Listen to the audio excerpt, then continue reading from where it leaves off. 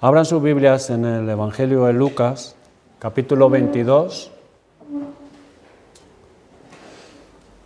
Vamos a estar considerando en esta mañana un pasaje muy conocido. El encabezado es: Jesús anuncia la negación de Pedro.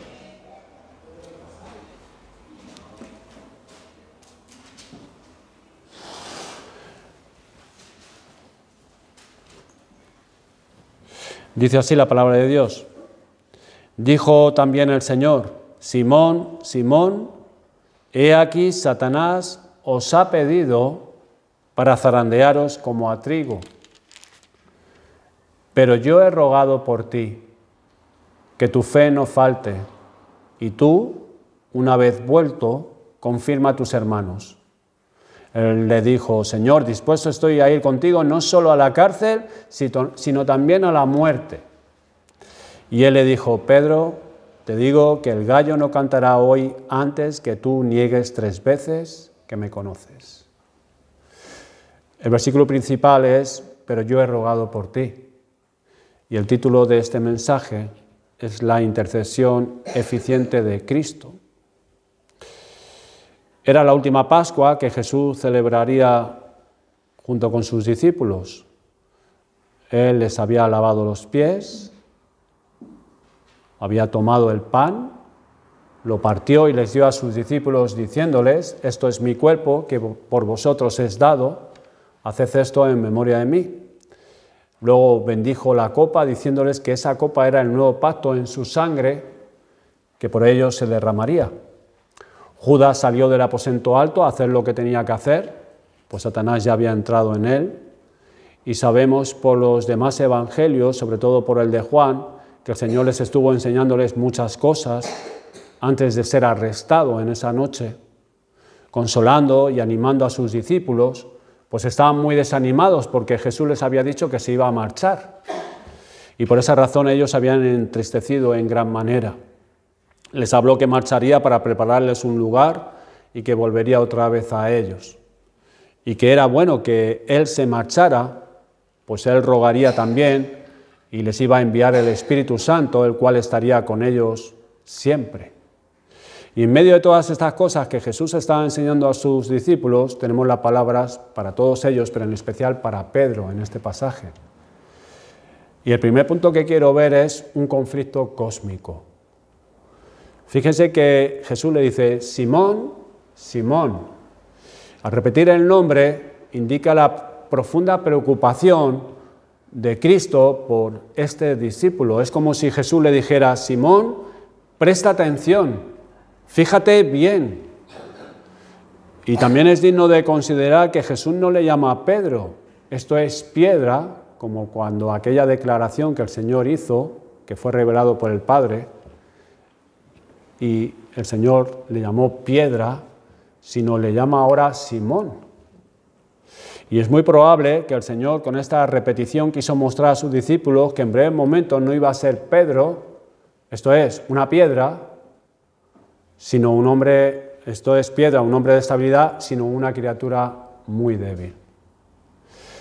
Y fíjese que dice: Satanás os ha pedido para zarandearos como a trigo. El zarandeo del trigo se refiere a la sacudida repetida, rápida y violenta del trigo en el tamiz. Seguramente las personas que se han criado en el campo saben o lo han visto alguna vez. Yo lo he visto así en la tele, cuando sale algo así, ¿no? De como el zarandeo del trigo. Pero la idea es, el zarandeo del trigo es esa sacudida repetida, rápida y violenta del trigo en el tamil. Lo que Jesús está diciendo a Pedro y al resto de los discípulos es que van a ser sometidos a una prueba muy severa. Y esa prueba va a ocurrir esa misma noche. Y aunque Jesús se dirige a Pedro, se lo está anunciando a todo el grupo. Habla en plural. Fíjense que dice: os ha pedido para zarandearos y no para zarandearte. Satanás os ha pedido u os ha deseado. Y esto nos recuerda a la historia de Job, cómo Satanás exigió que se le diese libertad para hacer su deseo a aquel hijo de Dios llamado Job. Nosotros no comprendemos que más allá de las luchas que ocurren en nuestro corazón, hay una lucha más intensa en el mundo espiritual. Si van a Job, capítulo 1, versículo 6, vamos a ver allí unos detalles.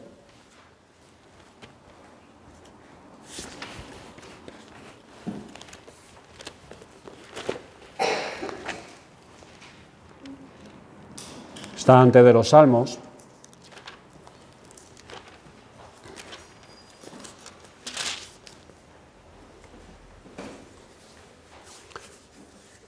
Y dice así el versículo: un día vinieron a presentarse delante de Jehová los hijos de Dios, entre los cuales vino también Satanás.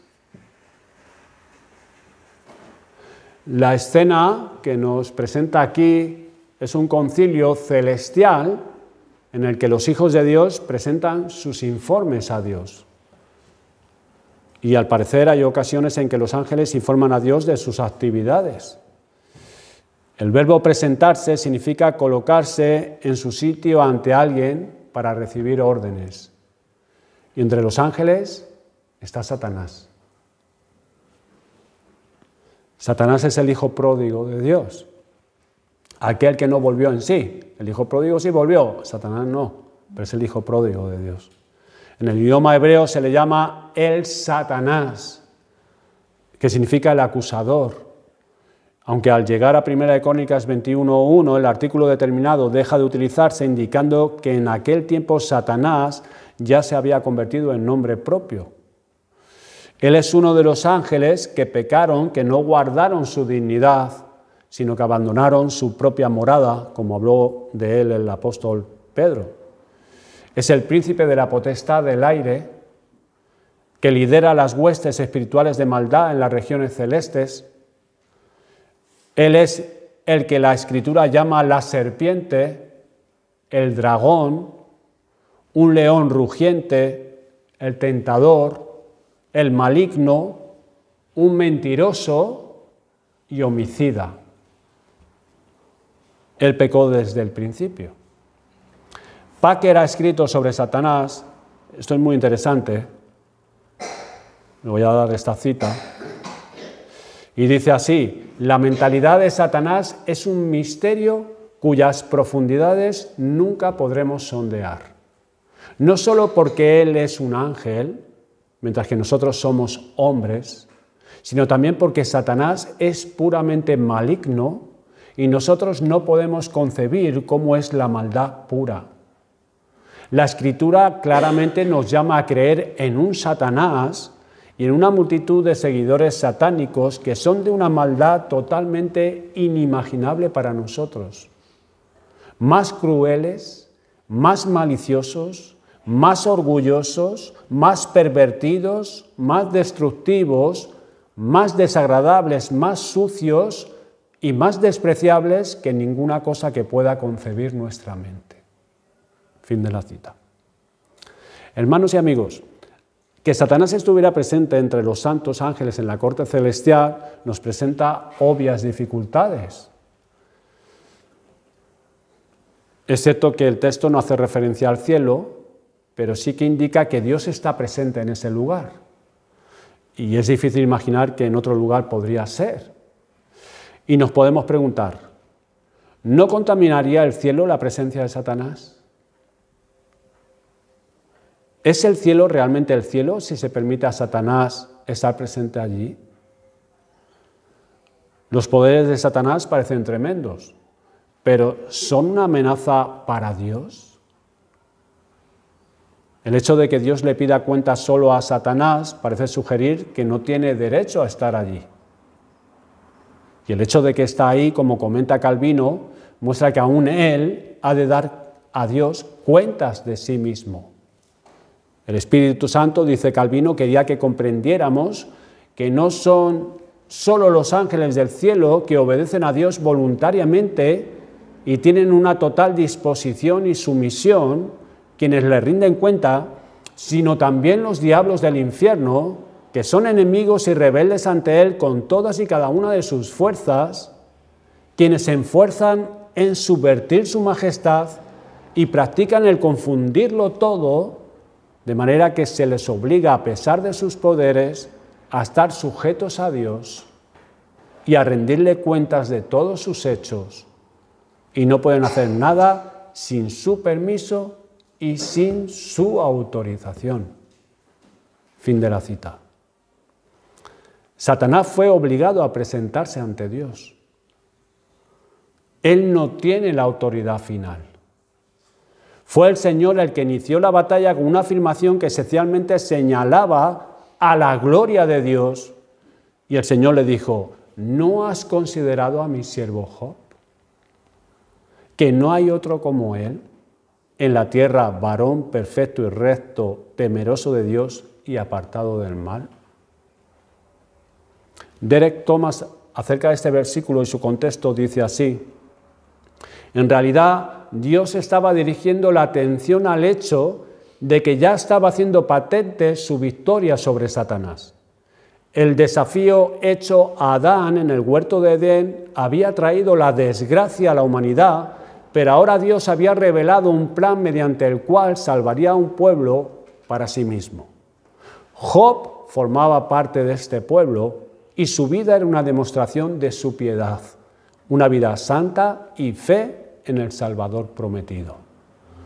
Allí en Uz estaba la prueba de que la palabra de Dios y no la de Satanás era suprema.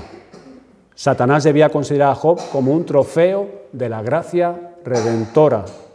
Tenía que admitir, después de todo, que la enemistad de la simiente de la mujer contra él ya había demostrado ser eficaz. Fin de la cita. Quien tiene todas las cosas bajo su control no es Satanás, es Dios. Job, en su sufrimiento, ignora la lucha cósmica que hay tras sus luchas y su sufrimiento. Él cree que Dios le ha castigado, pero no entiende el porqué. Pero más allá de los sufrimientos de Job, del dolor y confusión que pueda sentir y sus interrogantes, porque Dios en todo el libro de Job no le revela a Job el por qué está sufriendo. Dios no le dice si es justo o injusto que él esté sufriendo. No le dice nada acerca de su sufrimiento. Pero más allá de los sufrimientos de Job, del dolor y confusión que pueda sentir, están los propósitos y designios cósmicos de Dios. Abraham Kuyper en cierta ocasión escribió lo siguiente a modo de comentario del pasaje de Efesios, en el que Pablo exhorta a todo cristiano a ponerse la armadura espiritual para luchar contra el gran enemigo de nuestras almas. Y dice así: si por un momento se corriera la cortina y el mundo espiritual que hay tras ella fuera visible, sería expuesta ante nuestra vista espiritual una lucha tan intensa, tan convulsiva, barriendo todo lo que hay a su alcance, que la batalla más feroz jamás librada en la tierra parecería un simple juego. No aquí, sino allí arriba, allí es donde se libra el verdadero conflicto. Fin de la cita. La causa del sufrimiento de Job ha sido la lucha que han mantenido el bien y el mal a escala cósmica. Y no estoy hablando de dualismo, no estoy hablando del bien y del mal. Satanás ha sido derrotado, Dios ha vencido, y Job conoció más a Dios y se conoció más a sí mismo. El segundo punto que quiero que veamos en nuestro pasaje es un zarandeo necesario. Después de considerar dónde se libra el verdadero conflicto y que es Dios quien tiene todo bajo su control, consideremos nuevamente las palabras de Jesús a Pedro. Dice: Simón, Simón, he aquí Satanás os ha pedido para zarandearos como a trigo. Fíjense que el Señor no dice: Satanás os ha pedido para zarandearos, pero ve y ora por ti. Esto hubiera sido un buen consejo, ¿no? Nosotros a veces lo decimos. Decimos, bueno, pues ora al Señor.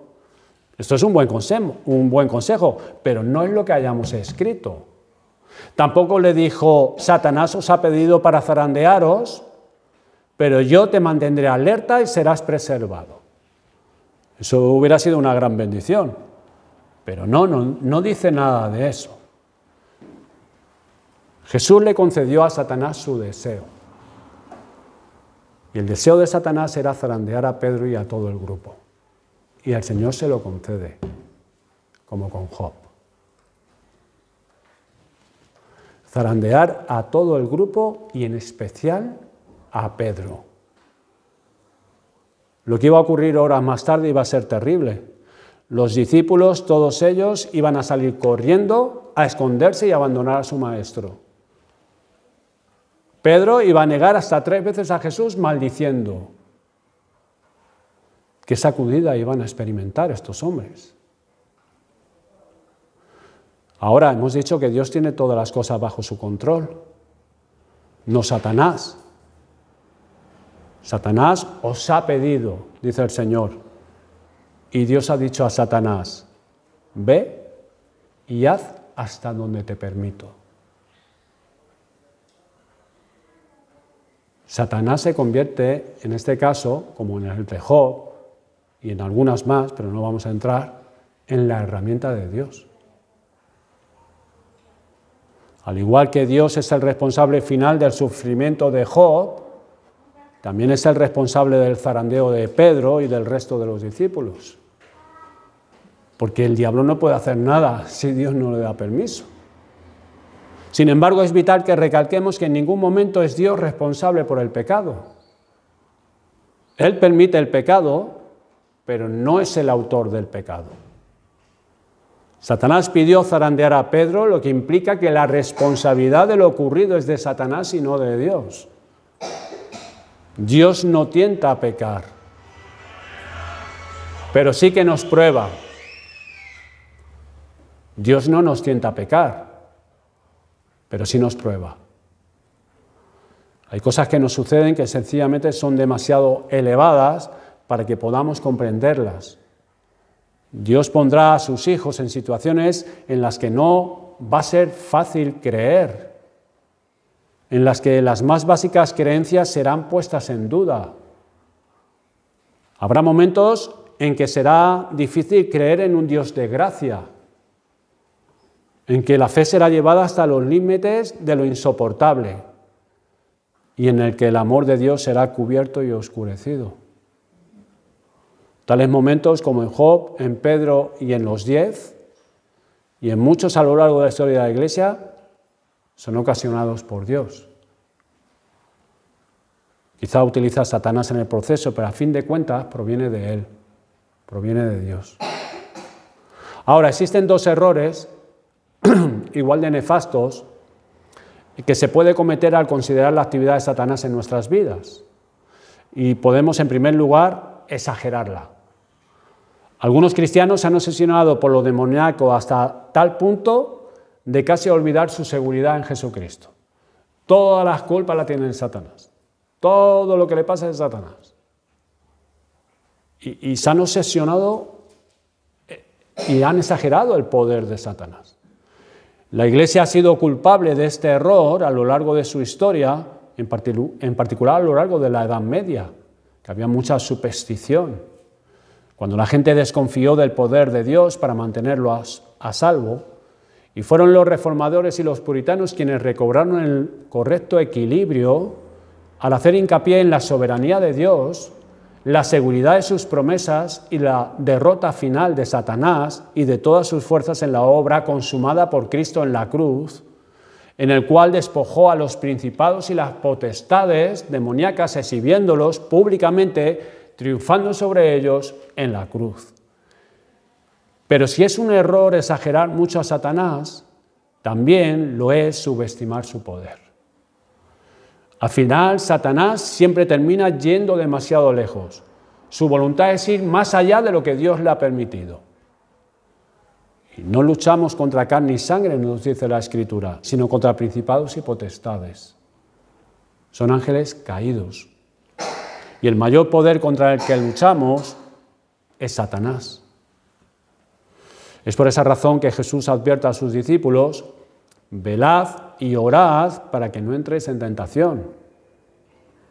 Y nos preguntamos, ¿por qué Dios permitió entonces que los 11 fuesen zarandeados y que Simón Pedro fuese zarandeado y que cayera tan estrepitosamente. ¿Por qué? ¿Por qué Dios lo permitió? ¿Fue la causa de que todo el grupo estaba confiando en sí mismos? ¿Fue quizás porque Simón era terco, impetuoso, confiado en sí mismo y en su lealtad por su Señor?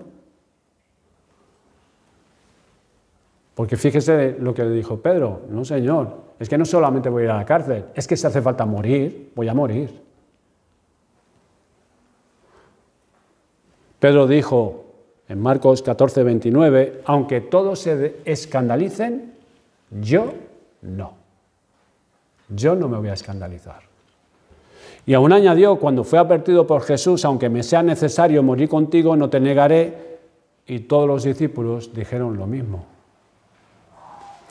Es interesante el comentario de Hendriksen a las palabras de Simón Pedro, y dice así: en el momento en que Pedro dijo esto, tenía intenciones de hacer exactamente lo que decían sus palabras. No se debe dudar de su deseo y de ser y permanecer leal a Cristo, venga lo que venga. Sin embargo, el mismo lenguaje que usó demuestra que cometió por lo menos 3 errores estrechamente relacionados. Reveló una triple debilidad. En primer lugar, trató las palabras de Jesús recién dichas con incredulidad. Cuando el Señor le dice, todos vosotros me seréis infieles, el Señor lo dijo así, es como Pedro dijo, no, no es verdad. No, fue la esencia de la respuesta de Pedro, aunque no usó estas palabras, pero había incredulidad. Es como que le estaba diciendo al maestro que no, que se está equivocando, que él no. Yo seré fiel, en ninguna manera te negaré. Incredulidad. Pero en segundo lugar, también se hizo culpable de menosprecio con respecto a sus condiscípulos, pues reveló una actitud de injustificada superioridad.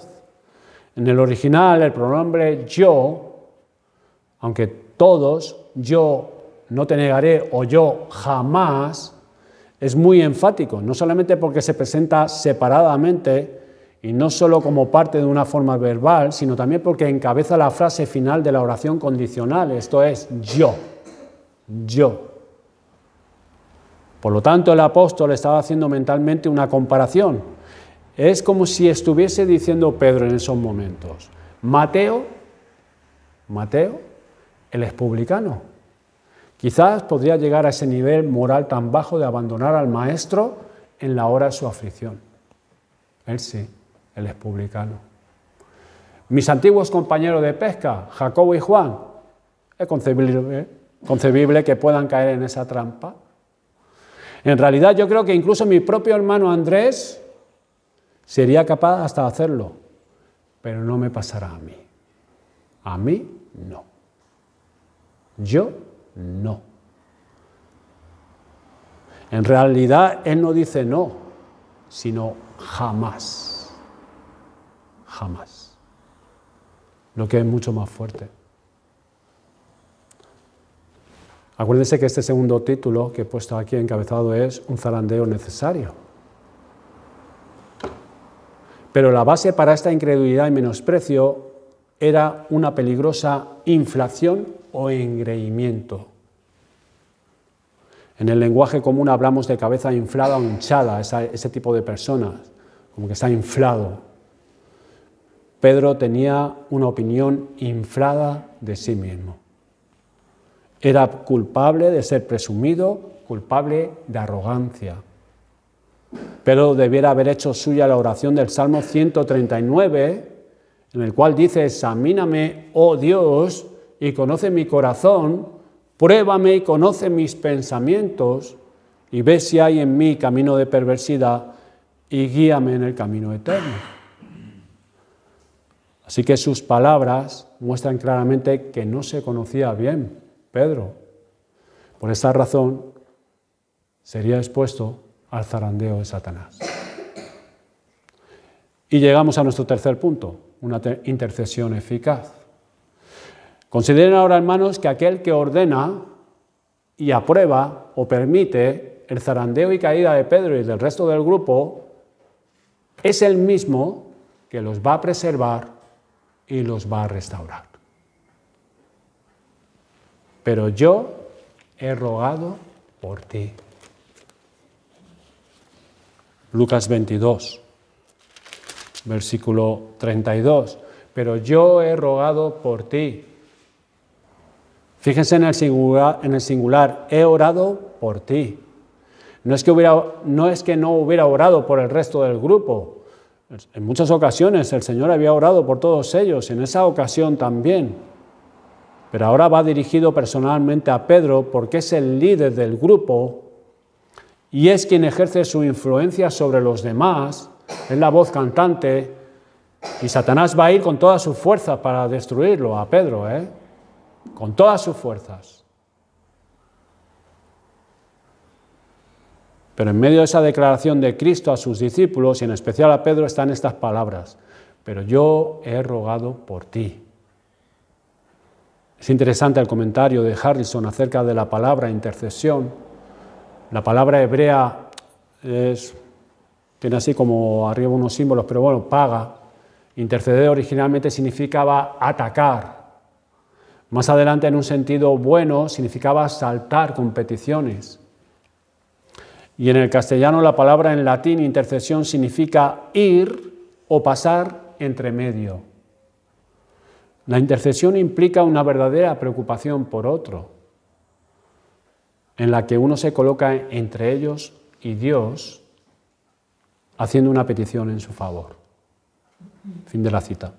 En el Antiguo Testamento tenemos el primer ejemplo cuando cayeron Adán y Eva, cuando Dios mismo sacrificó un animal para cubrir su desnudez y los echó del huerto, pero los echó por el bien de ellos. Luego tenemos la intercesión de Abraham por Sodoma. Moisés le vemos en multitud de ocasiones intercediendo a Dios por el idólatra Israel. Se ponía Moisés delante de Dios y del pueblo en medio, intercediendo por el pueblo rebelde, obstinado. Samuel, como profeta, sacerdote y juez, defiende con frecuencia al pueblo, como hemos leído y leeremos. Los profetas contienen numerosos ejemplos de intercesión, aun cuando estos hombres eran ante todo portavoces de los juicios de Dios sobre su desleal pueblo, pero también intercedían. Consideren las palabras de Jesús a Simón: pero yo he rogado por ti. Es un ruego personal, no por una masa de hombres, sino por ti. Por ti.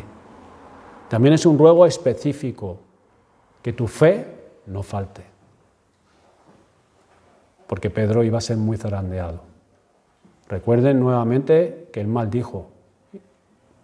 Negó al maestro 3 veces y lo maldijo. Echó maldiciones por la boca. Yo no conozco a ese.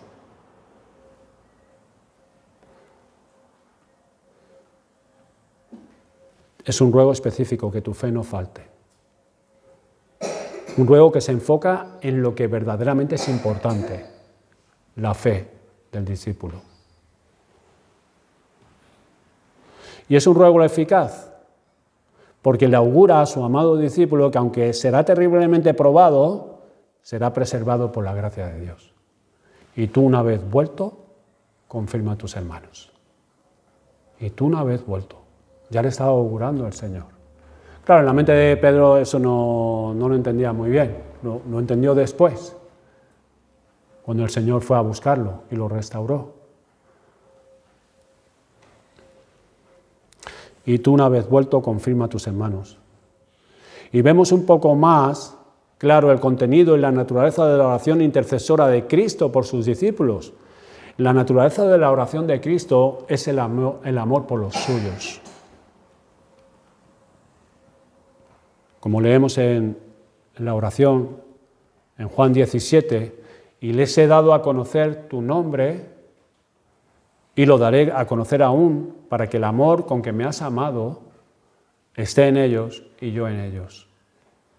Y el contenido de su oración es por la preservación de ellos, que sean guardados, que no se pierda ninguno, sino solamente el hijo de perdición, que ya estaba escrito de él, Judas. Pero el grupo, los 11, que no se pierda ninguno. Que no sean quitados del mundo, sino que sean guardados del mal. Y recogemos las palabras de Jesús en su oración allí. Dice, he manifestado tu nombre a los hombres que del mundo me diste, tuyos eran y me los diste, y han guardado tu palabra.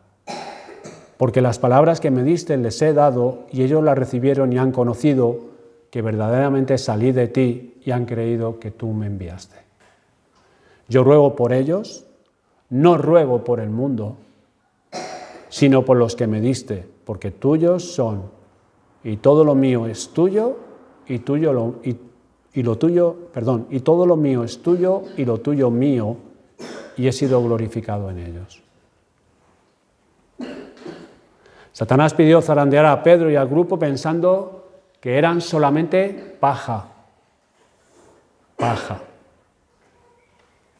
Pero estaba equivocado. Por la gracia de Dios eran trigo. Había trigo.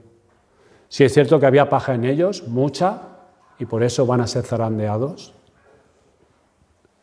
Y que esa paja por el zarandeo iba a ser llevada por el viento, pero quedaría el trigo. El trigo. Y los discípulos fueron transformados por medio de esta gran prueba. El diablo quería destruirlos por medio de ella, pero por la gracia y la misericordia de Dios fue para su bien, para su santificación. Por tanto, el Señor permitió que Satanás zarandeara a Pedro. Y al hacer esto, Dios estaba separando el trigo de la paja de este discípulo. Los aspectos piadosos de los pecaminosos que había en él y en los 10. Satanás fue nuevamente derrotado, fue exaltada la gloria de Dios, y años más tarde el mismo apóstol escribió estas palabras: Dios resiste a los soberbios y da gracia a los humildes.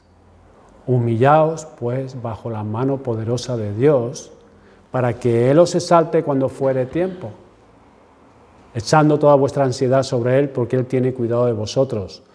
Sed sobrios. Lo que Él no aprendió, que descuidó aquella noche, que el Señor les dijo en varias ocasiones, velad y orad. Él dice años más tarde, sed sobrios y velad, porque vuestro adversario el diablo, como león rugiente, anda alrededor buscando a quien devorar, al cual resistir firmes en la fe, sabiendo que los mismos padecimientos se van cumpliendo en vuestros hermanos en todo el mundo. Y al final, Pedro y los condiscípulos murieron valientemente por la fe en Cristo, pero tuvieron que ser zarandeados. Pedro fue una columna de la iglesia, aquel hombre que era impetuoso, obstinado, orgulloso, ahora es una columna. Conclusiones. Hermanos, qué alentador es pensar en la incesante intercesión del Redentor, de Jesucristo, exaltado y glorificado en favor nuestro, sabiendo que Él está orando por nosotros. Cuando oramos, Él aboga por nosotros, y cuando no oramos, ¿qué pasa? Cuando no oramos, Él defiende nuestra causa, y por sus súplicas nos protege de daños invisibles, que no somos conscientes, porque no vemos, como hemos explicado, ese ámbito espiritual, las batallas que están surgiendo ahí, que nosotros no podemos verlo con nuestros ojos carnales. Pero Él sigue suplicando por nosotros. Pero poco conocemos lo que debemos a las oraciones de nuestro Señor. Es cuando lleguemos a la cumbre del cielo y miremos todo el camino por el cual nuestro Señor Dios nos ha guiado, es cuando alabaremos al que ante el trono eterno desbarató el daño que Satanás estaba haciendo en la tierra. Y cuántas gracias le daremos, porque Él nunca estuvo en silencio, nunca. Él aboga siempre por su pueblo, siempre, día y noche, mostrando las heridas de sus manos y llevando nuestros nombres, dice, en su pectoral, como sumo sacerdote. Antes de que Satanás presente ante el tribunal de Dios su acusación en contra de nosotros, Jesucristo, como sumo sacerdote, ya inició una réplica. ¿Y qué implicación tiene esta realidad en nuestra vida si somos creyentes? Que en esto tenemos esperanza, consuelo, y es motivo de gozo y gratitud. Saber que Jesucristo está orando por nosotros. Pero si no has nacido de nuevo, no puedes entrar en el reino de Dios. Y eso significa que aún estás en tus pecados. Como leímos anteriormente en 1 Samuel 4, puedes intentar buscar las bendiciones de Dios, pero puedes usar quizás los medios, pero falta lo más importante, es Jesucristo, ser de Él y que Él sea tuyo. ¿Cómo harás frente a las tentaciones? ¿Cómo serás preservado del maligno si Jesús no aboga por ti? ¿Cómo afrontarás las adversidades de la vida? La escasez, porque todos estamos sujetos al sufrimiento. Los seres humanos hemos nacido aquí en este mundo para sufrir. Ningún hombre está exento del sufrimiento. Este mundo es un mundo caído por el pecado. Solamente tienes que contemplar cómo está el mundo. ¿Cómo afrontarás las adversidades de la vida? La escasez, las pérdidas materiales. Hoy tienes, pero ¿y qué sabes si se pierde todo? La enfermedad, la muerte, ¿cómo afrontarás? Podrás reformar algunas cosas en tu vida, te podrá ir bien materialmente y quizás no cometas pecados escandalosos como otras personas que viven vidas muy escandalosas, pero carecerás de lo esencial, Jesucristo. Jesús no ora por el mundo, como hemos leído, ora por los suyos y por los que han de creer por la palabra de ellos. Así que, por favor, examínate si tienes la vida de Cristo en ti, en tu interior, y si no es así, busca con diligencia el poder ser suyo y Él tuyo. Jesús vino a este mundo a salvar a pecadores, no a gente buena, a pecadores. Jesús vino y murió en la cruz por pecadores, enemigos hemos cantado, éramos enemigos, indignos, y Dios vino a este mundo a salvar al pecador. Es la buena voluntad de Dios en salvar a sus criaturas perdidas, enemigos suyos. Y fue por medio de la muerte y resurrección que puede salvar a todos aquellos que vienen a Él en arrepentimiento y fe. Hay que arrepentirse. Hay que arrepentirse verdaderamente y poner toda nuestra confianza en una persona, en Jesucristo, y en su obra, lo que Él hizo. Dice en Hebreos 7, 24-25, mas Jesús, por cuanto permanece para siempre, porque ya ha resucitado, Él resucitó al tercer día, no quedó en la tumba, Él vive, ha sido glorificado, exaltado, la gloria que tenía por toda la eternidad, que durante un tiempo la dejó y vino a este mundo y sufrió como ser humano, expuesto a lo que nosotros sufrimos. Él permanece para siempre y tiene un sacerdocio inmutable que no puede cambiar, por lo cual puede también salvar perpetuamente a los que por Él se acercan a Dios, viviendo siempre para interceder por ellos. Solamente la salvación es por Jesucristo.